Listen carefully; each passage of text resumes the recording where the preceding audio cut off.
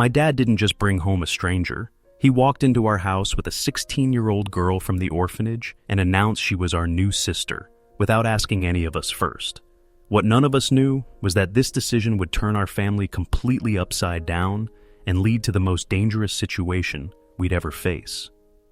But I'm getting ahead of myself. Let me start from the beginning. I'm Ryan Davis, and if you've ever had your whole world flip overnight, you will understand this story. If you connect with family drama that gets real fast, take a moment to hit that like button, but only if you genuinely want to see how this all played out. My family is complicated. We're rich, I'll be honest about that. Dad owns this huge company, we live in a mansion, and everyone at school knows the Davis name. But here's what money can't buy: happiness after your mom dies. Mom passed away 3 years ago, and our house has been like a tomb ever since. 4 guys living in this massive place, barely talking to each other. Dad works constantly to avoid dealing with his grief. My oldest brother Max is 18 and thinks the world revolves around him and his car YouTube channel. Jordan is 17, super quiet, always making music with his headphones on. Jake is 16 and basically lives in his gaming chair. Then there's me, 15 years old, and apparently the only one who pays attention to what's actually happening in this family. So when Dad called us all to the living room on a random Tuesday, I knew something big was coming. Dad never calls family meetings unless someone's in serious trouble. "Boys," Dad said, looking more nervous than I'd seen him since Mom's funeral, "I have something important to tell you." Max didn't even look up from his phone. "Can this wait? I have a video to edit." "Put the phone down, Max," Dad said in his no-nonsense voice. That's when we all knew this was serious. Jake actually paused his game. Jordan took off his headphones. I sat up straighter. "I've made a decision about our family," Dad continued. "I want to adopt a daughter." The silence in that room was so thick, you could cut it with a knife. "What?" Max practically shouted, finally putting his phone down. "Her name is Jessica," Dad said calmly. "She's 16, and she lives at St. Mary's Children's Home downtown." "You already picked someone?" Jake asked, looking completely confused. "Without asking us?" I couldn't process what I was hearing. Dad was going to adopt a random girl? Just like that? "How do you even know her?" I asked. Dad's whole face lit up, the first time I had seen him smile in months. "I met her at Romano's restaurant where I have lunch sometimes. She works there part-time after school. She's remarkable, kind, hard-working, and she takes care of the younger kids at the orphanage like they're her own family." Max stood up so fast his chair almost fell over. His face was turning red. "This is insane, Dad. You can't just bring some random stranger into our house and call her our sister." "She's not a stranger to me," Dad replied firmly. "I've been talking to her for weeks. Yesterday was her 16th birthday, and it broke my heart thinking of her, spending it alone in an orphanage when we have this big empty house." Before I continue with what happened next, drop your location and the time where you're watching this in the comments. I love seeing how far these family stories travel and connect with people. "But Dad," Jordan said quietly, "what if we don't get along with her?" "Yeah," Jake added. "What if she's weird or something?" Dad looked sad for a moment, and I knew what was coming. "Your mother always wanted a daughter. We talked about it so many times before she got sick. I think she would have wanted us to help Jess." Sika. There it was, Dad's secret weapon, bringing up what Mom would have wanted. None of us could argue with that, but Max wasn't backing down. "So, you're really going to do this? Just force her on us without caring what we think?" "I'm giving her a 3-month trial period," Dad explained. "If after 3 months she's not happy here, or if it's not working out, she can go back to the orphanage. But I hope you boys will give her a chance." "When?" I asked, because someone had to ask the practical questions. "This weekend," Dad said. "I'm picking her up on Saturday." Max stormed out of the room and slammed his door so hard the whole house shook. Jake mumbled something about this being weird and went back to his games. Jordan put his headphones back on and walked away without saying anything. But I stayed there with Dad, watching him shuffle through some papers on his desk. "Dad?" I said. "Yeah, son? Are you really sure about this?" He looked at me with the most tired eyes I'd ever seen. "Ryan, this house has been too quiet for too long. Maybe it's time we remembered how to be a real family again." I wanted to ask more questions. What if Jessica didn't like us? What if she was mean? What if Max's anger scared her away? but Dad looked hopeful for the first time since Mom died, and I didn't want to ruin that. That night at dinner was brutal. Max ate his food while glaring at Dad the entire time. Jordan picked at his pasta. Jake kept checking his phone under the table. "So," Dad said, trying to break the awkward silence, "Jessica will be starting at Westfield High with you boys on Monday." "Great," Max muttered sarcastically. "Now everyone at school gets to know about this disaster too." "Know about what?" Dad asked. "That you adopted some random orphan girl?" Max snapped. "Do you have any idea how embarrassing this is going to be?" "Max," Dad's voice got dangerous. "Jessica is not some random orphan girl. She's going to be your sister. I expect you to treat her with respect." Max laughed, but it wasn't a happy sound. "Sister? Dad, you can't just buy a sister like you buy everything else." "That's enough," Dad said, standing up. "This is happening whether you like it or not. Jessica has had a hard enough life without you making it harder. I know this is exactly the moment you've been waiting for. What happened when we actually met Jessica? But before I tell you about that life-changing day, let me ask you something. What would you do if your parent made a huge decision like this without asking you first? Would you be mad like Max, or would you try to be understanding?" Friday night came way too fast. Dad made us sit down for another family meeting. "Tomorrow morning, we're all going to St. Mary's to pick up Jessica," he announced. "All of us," Jake groaned. "Why do we have to go?" "Because you're her new brothers, and I want her to meet all of you at once," Dad said. "I want her to see that she's joining a loving family." Max snorted. "Loving family? Dad, we barely talk to each other." "That's going to change," Dad said firmly. "Starting tomorrow." I went to bed that night with my mind racing. What was Jessica like? Was she nice? Was she scared about coming to live with us? Did she even want to be adopted? Or was this all Dad's idea?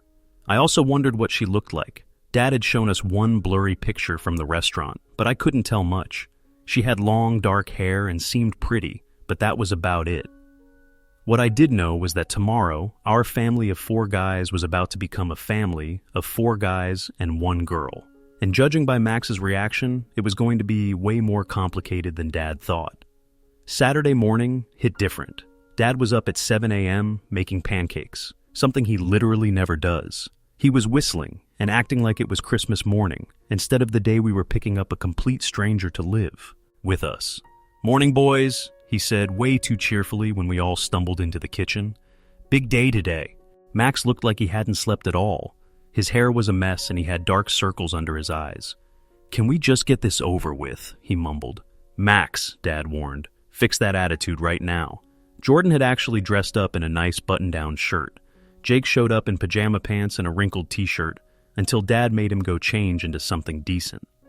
The drive to St. Mary's Children's Home took 20 minutes through downtown. It was this big old brick building with a playground out front where little kids were running around. It looked okay from the outside, but there was something sad about it too, like the kind of place where kids live when they have nowhere else to go. "Remember," Dad said as we parked, "Jessica is probably just as nervous about this as you are. Be kind." "What if she doesn't like us?" I asked. "Then we'll work harder to make her feel welcome," Dad replied. A nice older lady named Mrs. Chen met us at the front door.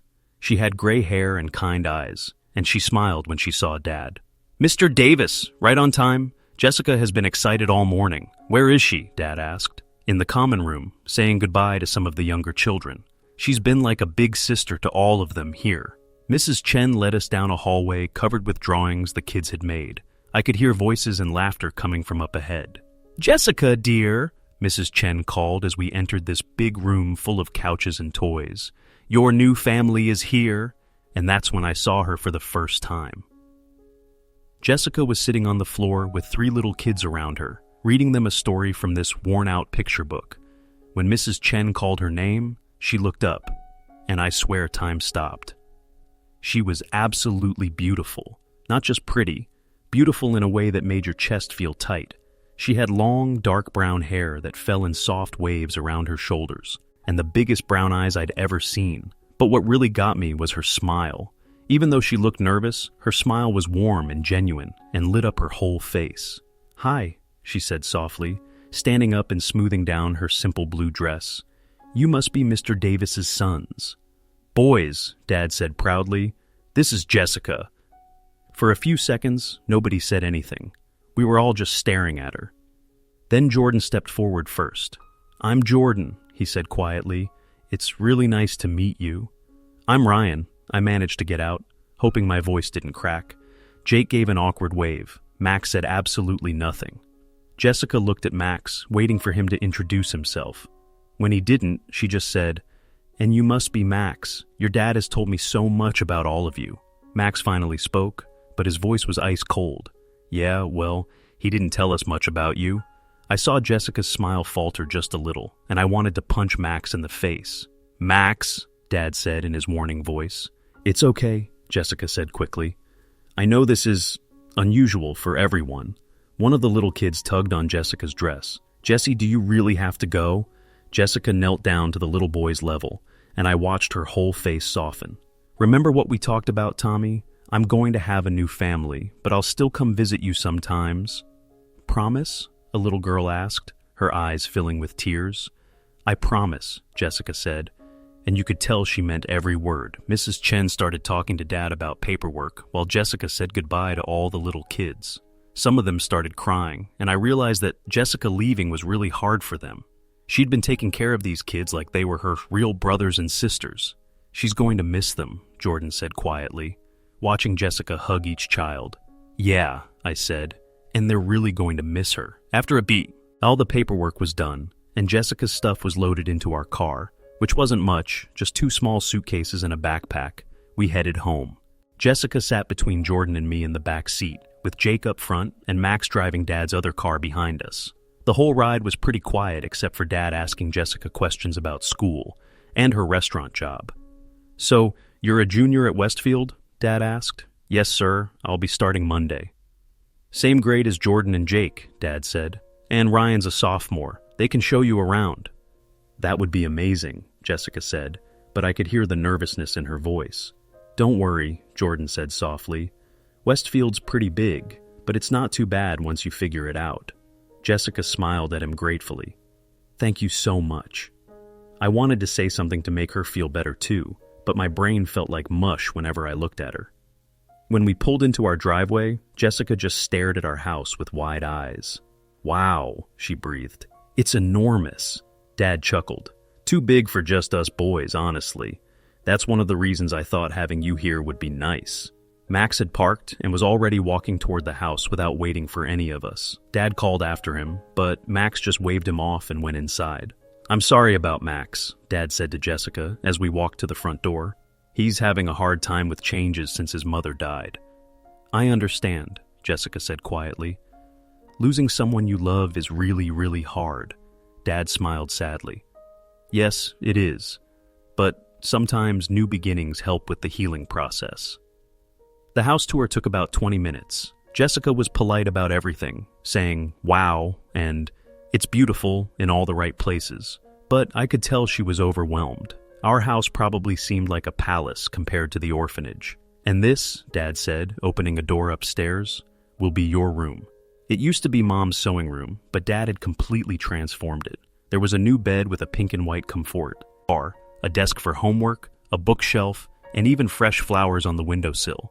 "It's perfect," Jessica said, and for the first time since we'd picked her up, she looked truly happy. "Thank you so much, Mr. Davis." "Please, call me Dad if you're comfortable with that," he said gently. "And you're very welcome, sweetheart." I saw Jessica's eyes fill with tears, but they were good tears. The kind you get when something wonderful happens that you never expected. What happened next that first night would set the tone for everything that followed. But what none of us knew was that bringing Jessica into our family was about to put all of us in danger from someone we never saw coming. If this family story is hitting you in the feels, make sure to subscribe for the rest of Jessica's journey with the Davis brothers. And if you've ever been the new person trying to fit into an established family or friend group, drop a comment about how that felt. I read every single one. That first night, Jessica helped clean up after dinner, even though she'd just moved in. In our house, we usually just left dishes for whoever felt like doing them later, but Jessica insisted on helping. "You don't have to do that," Dad said. "You just got here." "I want to help," Jessica said firmly. "I'm part of the family now, right?"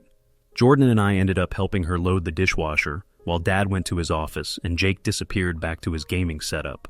Max went straight out to the garage where he keeps his car, and we could hear loud music blasting from out there. "Your house is really incredible," Jessica said as she rinsed plates. "It wasn't always this quiet," Jordan said softly. "Before Mom got sick, there was always music playing, and she was always cooking something that smelled amazing." "She sounds like she was a wonderful person," Jessica said.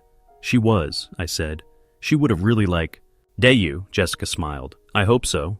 The loud music from the garage got even louder. Max was definitely working on his car, which he always did when he was mad about something. "He'll come around eventually," Jordan said, like he could read Jessica's mind. "Maybe," Jessica said, "or maybe he won't, but either way, I'm grateful to be here." After Jessica went to her room that night, I lay in bed thinking about how different everything felt already. Having a girl in the house was definitely weird, but not bad weird. Jessica seemed really nice, and she was trying so hard to fit in with our crazy family.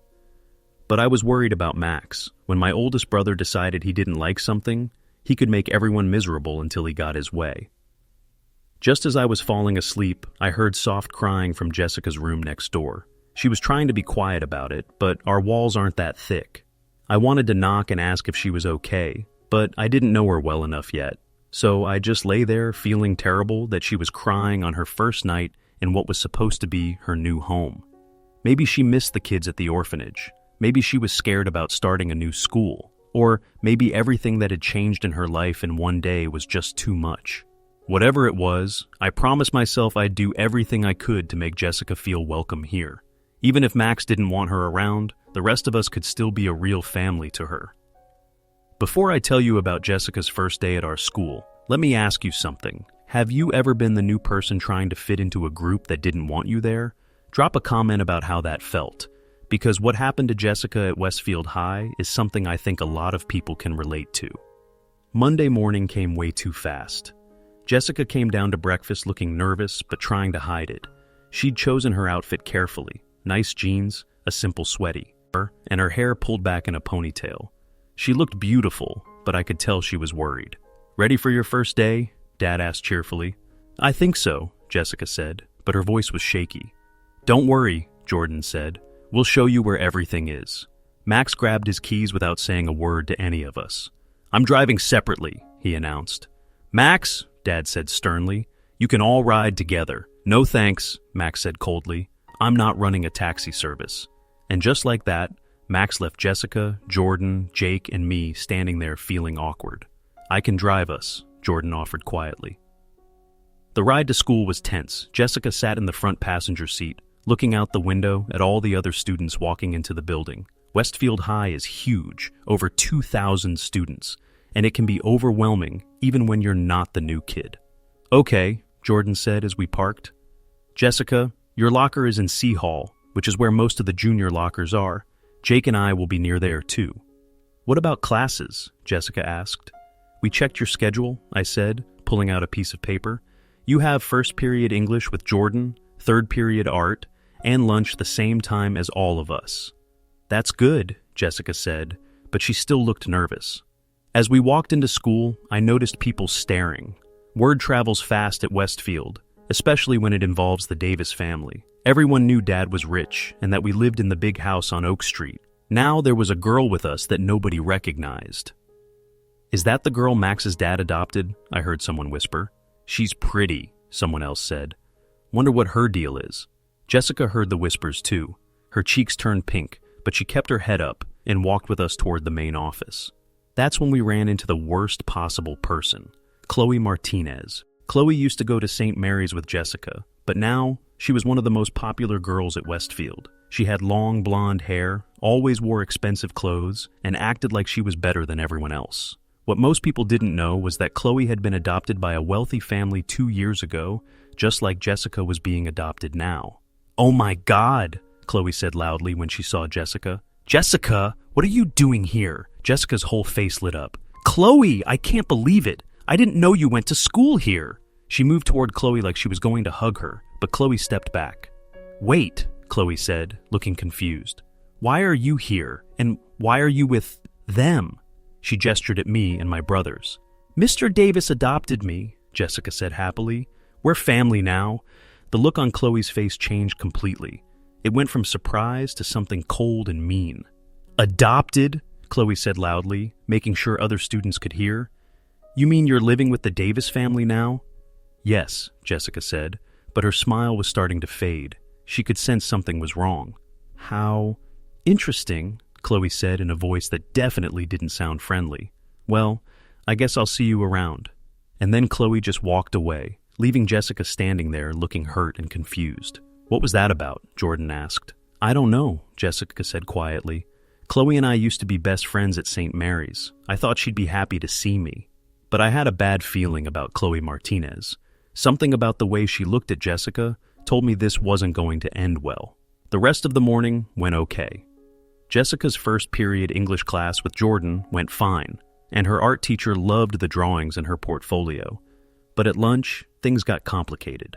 We were sitting at our usual table. Me, Jordan, Jake, and Max, who had finally joined us, was still giving Jessica the cold shoulder. Jessica was telling us about her morning classes when Chloe appeared with two other popular girls. "Hey, Jessica," Chloe said with a fake smile. "Can we talk?" Jessica looked at us, then back at Chloe. "Sure." They walked a few tables away, close enough that I could hear some of what they were saying. "So, you're really living with the Davis boys now?" Chloe asked. "Yes," Jessica said. "Mr. Davis, their dad, he's been so kind to me." "And what exactly do you do for them?" one of Chloe's friends asked with a smirk. I saw Jessica's face turn red. "What do you mean?" "I mean," Chloe said loudly, "it's pretty convenient, isn't it? Poor orphan girl suddenly living in a mansion with 4 guys. The lunchroom was getting quieter. People were starting to listen. "It's not like that," Jessica said, but her voice was shaking. "Mr. Davis wanted to give me a family." Chloe laughed, but it wasn't a nice laugh. "Right. I'm sure that's all he wanted." That's when Max stood up. I thought he was going to defend Jessica, but instead he said, "Come on, guys, let's get out of here." "Max," Jordan said quietly. "I said let's go," Max repeated. So we left. We actually left Jessica there to deal with Chloe and her mean friends by herself. I felt sick about it, but Max was already walking away and Jordan and Jake followed him.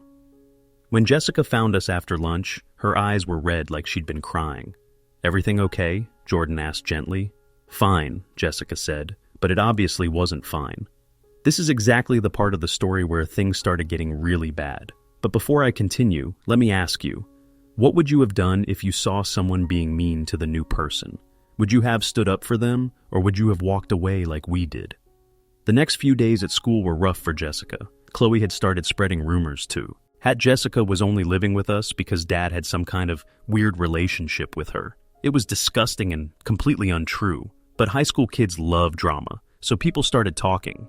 Jessica tried to act like it didn't bother her, but I could tell it did. She ate lunch with us, but she was quiet most of the time. In the hallways, I noticed groups of kids whispering and pointing at her.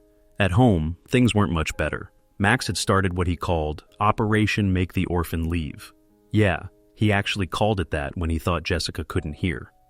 It started small. Max would take extra long in the bathroom when he knew Jessica needed to get ready for school. He'd eat the last of whatever cereal Jessica had poured for breakfast. He'd blast his music when she was trying to do homework. But then it got worse. One day, Jessica came home from her job at Romano's restaurant looking upset. "What's wrong?" Dad asked. "Some customers were really rude today," Jessica said. "They kept making comments about why a girl my age would be living with a man and his sons." Dad's face got dark. "What kind of comments?" "Just bad things," Jessica said quietly. "My manager had to ask them to leave." I looked at Max, who was pretending to watch TV, but I saw a tiny smile on his face, and I knew he had something to do with this. Later that night, I confronted him. "Did you send people to mess with Jessica at work?" I asked. "I don't know what you're talking about," Max said, but he wouldn't look at me. "Max, that's seriously messed up." "She doesn't belong here, Ryan," Max said angrily. "Dad's trying to replace Mom with some random orphan girl, and you're all just going along with it." "She's not replacing Mom," I said. She's just Jessica." "Whatever," Max muttered. "She'll leave eventually. They always do."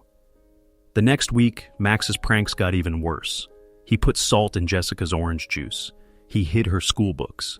He told her Dad wanted to see her. Then when she went looking for him, Dad was in meetings. But the worst one happened on a Thursday. Jessica is afraid of the dark, like really afraid. She told us it started when she was little and got locked in a closet by accident at one of her foster homes before she went to St. Mary's. Max found out about this fear and decided to use it against her. That Thursday night, Jessica was in her room doing homework when all the lights in the house suddenly went out. The power just cut off completely. Jessica started screaming, not just yelling, full-on panicked screaming. I ran toward her room, but Max was already in the hallway blocking my way. "Leave her alone," he said. "She needs to toughen up." "Max, she's terrified." I could hear Jessica crying and calling for help. "So what?" Max said. "Maybe she'll decide this place isn't for her." But then Jordan appeared behind Max and he was furious.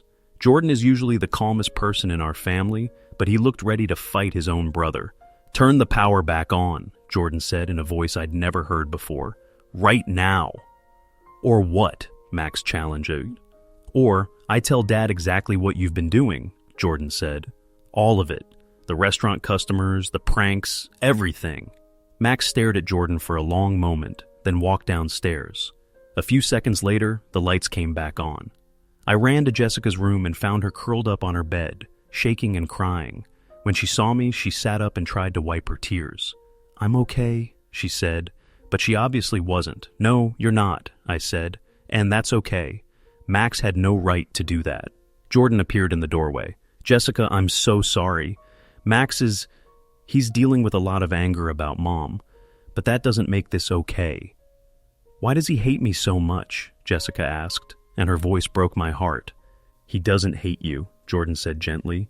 "He hates change. He's been angry at the world since Mom died, and you're just the easiest target. Maybe I should." Leave," Jessica said quietly. "I don't want to cause problems for your family." "Don't you dare," I said quickly. "This is your home now. Max is the one with the problem, not you." But I could see in Jessica's eyes that Max's plan was working. She was starting to think she didn't belong here. What happened next would change everything. But the person who stepped up to protect Jessica wasn't someone any of us expected. The crazy part is, just when we thought Max was the biggest problem we had to deal with, someone much worse was about to enter Jessica's life. Someone who would make Max's pranks look like nothing compared to the real danger that was coming. If you're wondering how this family drama turns into something actually scary, make sure you're subscribed, because the next part involves a phone call that changed everything. And if you've ever had to deal with a family member who made your life miserable, drop a comment about how you handled it. Jessica's going to need all the strength she can get. Things had been getting better for Jessica. Max's pranks had stopped after Jordan threatened to tell Dad everything. Jessica was making friends in her art class, and even some of the rumors at school were dying down. She seemed happier, more relaxed. That's when he showed up. I was in the kitchen getting a snack when the doorbell rang. Jessica went to answer it, and I heard her gasp. "Oh my God," she whispered. I walked to the front door and saw a man in his 40s standing there. He was tall, well-dressed, and had the same dark hair as Jessica. "Hello, Jessica," he said with a smile. "I'm Andrew, your father." Jessica just stared at him. My father?" "Yes, sweetheart. I've been looking for you for years. When I saw the news about you being adopted by the Davis family, I finally found you." I felt something cold in my stomach. This didn't feel right. "I don't understand," Jessica said, her voice shaking. "My parents left me at St. Mary's when I was 4. They never came back." "I know, and I'm sorry," Andrew said. "I made mistakes. I was you. And scared, but I never stopped thinking about you. I want to make up for lost time." Dad appeared behind us, having heard voices at the door. "Can I help you?" he asked. "You must be Mr. Davis," Andrew said, extending his hand. "I'm Andrew Martinez, Jessica's biological father. I've come to take my daughter home." The room went silent. Jessica looked between Andrew and Dad, completely confused. "I need to see some identification," Dad said carefully. Andrew pulled out a driver's license and some papers. Birth certificate, DNA test results, everything you need. Dad studied the papers while Jessica stood there, looking lost. "Jessica," Dad said gently, "what do you want to do?" Before Jessica could answer, Andrew spoke up. "She's my daughter. Legally, I have every right to take her with me." "Actually, you don't," Dad said firmly. "Jessica is 16. She has a say in this decision." I watched Jessica's face. She looked scared and confused, but also hopeful, like maybe this was what she'd been waiting for her whole life. I need time to think," Jessica said quietly. "Of course," Andrew said kindly. "How about this? Why don't you come spend a few days with me? Get to know your real father. Then you can decide." Jessica looked at Dad. "Is that okay?" Dad looked like he wanted to say no, but he nodded. "If that's what you want." "Just a few days," Jessica said, "to figure things out." That night, Jessica packed a small bag. The whole house felt different, tense and sad. "Are you sure about this?" I asked her as she was getting ready to leave. "I've wondered about my real parents my whole life, Ryan," she said. "I have to know." Andrew picked her up the next morning in a nice black car. As they drove away, I had the worst feeling in my stomach. "Something's not right about this," I told Jordan. "What do you mean?" "I don't know, just the timing is weird." Right when Jessica was getting settled here, suddenly her dad appears. But Jordan shrugged. Maybe he's been looking for her this whole time. Jessica was supposed to be gone for 3 days. On the second day, I got a text from an unknown number. "Help me. Something's wrong. Can't call. At warehouse on Industrial Road. Come alone. Jay." My hands were shaking as I read it. I showed the text to Jordan. "We have to call Dad," Jordan said. "What if we're wrong? What if Jessica is just scared about meeting her father?" But Jordan was already dialing Dad's number. 20 minutes later, Dad arrived home with a police officer and another man in a suit.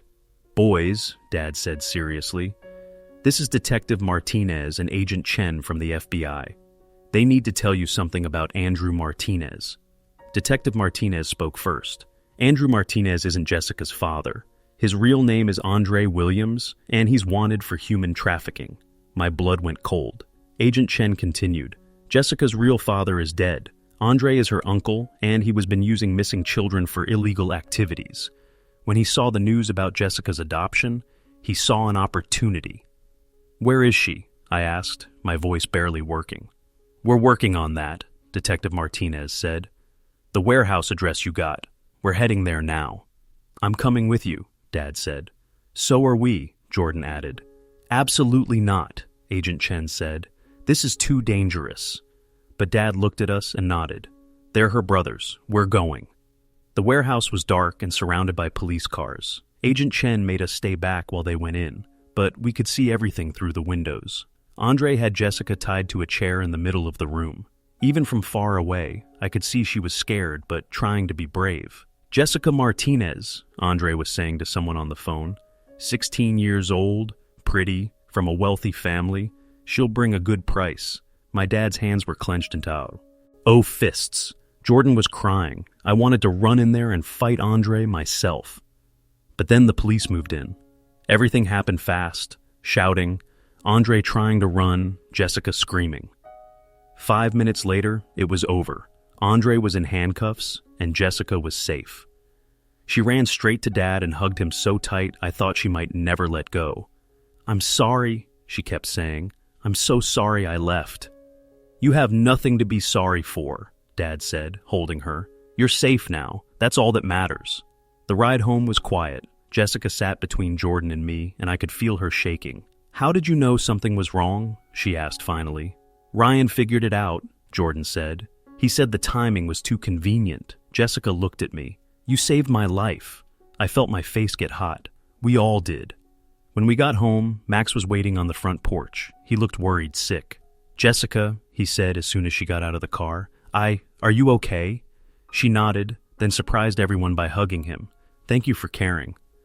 Max actually hugged her back. "I'm sorry I was such a jerk to you. I was scared of losing another person I cared about." "You care about me?" Jessica asked.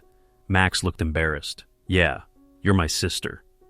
That night at dinner, our family felt different, complete somehow. Jessica was safe, Max was finally being nice to her, and we all realized how much we'd come to love her. "So, what happens now?" Jessica asked. Dad smiled. "Now, you're officially a Davis." "If you want to be." "I do," Jessica said without hesitation. This is my real family. Later, as we were all getting ready for bed, Jessica stopped me in the hallway. Ryan, she said, yeah? Thank you for everything, for making me feel welcome from the first day, for figuring out something was wrong, for saving me. That's what brothers do, I said. She smiled. I've never had a real brother before. Well, now you have 3, and we're never letting anyone hurt you again. If this story hit you in the feels, make sure you subscribe for more family drama. And if you've ever had to fight for someone you love, drop a comment. I read every single one.